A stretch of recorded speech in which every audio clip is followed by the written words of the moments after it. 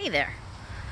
I want to give you another example of love in action and joyful giving, and how very natural it is, how very natural it can feel. I actually saw a video of myself 5 years ago. On my birthday, I was talking about how I thought about all the things I wanted to receive on my birthday and then decided to give those things away. And that was sort of, I'm still seeing that what I give is what I receive, that what I receive is what I give, and it's just that self-sustaining cycle. It is this continual flow between us, between all of us.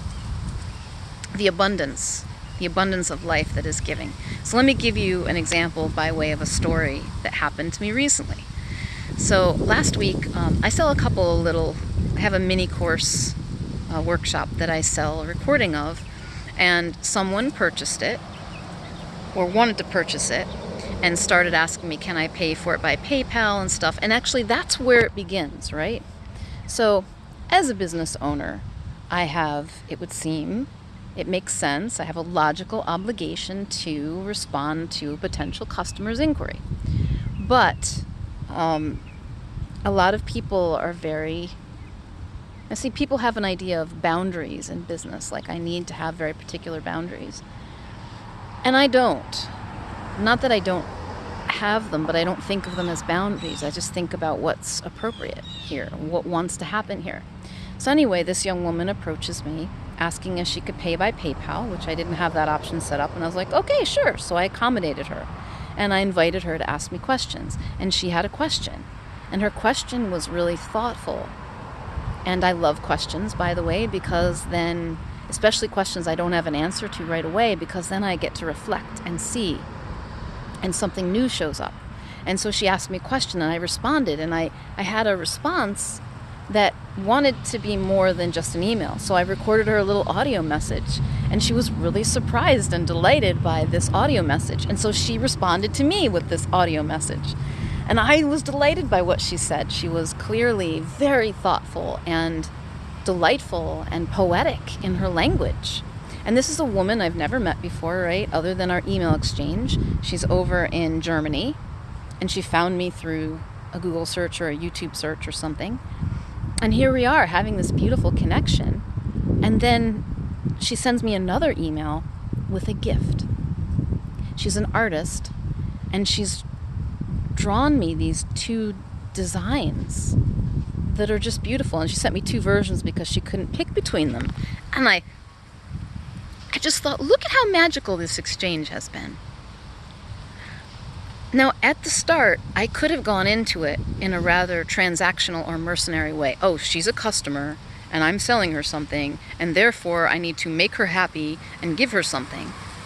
And here are the parameters of what I do, and I don't waste time with this and this and this, which is the way I was taught in business years ago, was that you need to make yourself less accessible and all that other kinds of bullshit that people tell you, right? I'm like, that just doesn't feel right. I understand there are times and places and where that's wise, but for me, right now, I love being generous. I love being generous with my time in terms of deep, meaningful connections and conversations. And so it started out looking like any ordinary transactional relationship in business, and it ended up this beautiful giving exchange. And then, of course, I invited her to a conversation, not because I want to sell her more stuff, but because I'm genuinely interested in what she has to say. I want to meet this person. And she's been, like, the generosity that I extended was met every step of the way, and it just created this beautiful cycle of love, this beautiful exchange of love and giving that sets us up for a gorgeous conversation. Why wouldn't I do that? That's what's available. That's what's possible. This is just one tiny example. And I didn't know this before. I had a sense of it 5 years ago. But I feel like I'm really just beginning to see it. And I'll probably say the same thing in 5 years from now. Oh, Stephanie, you thought you were getting it, right? You're just scratching the surface.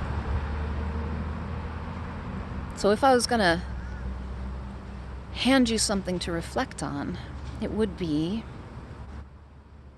what authentic giving wants to arise in you? And it's probably very small and in the moment, like scratching your dog's head, or rubbing your loved one's feet, or responding to an email with a little bit extra thoughtfulness.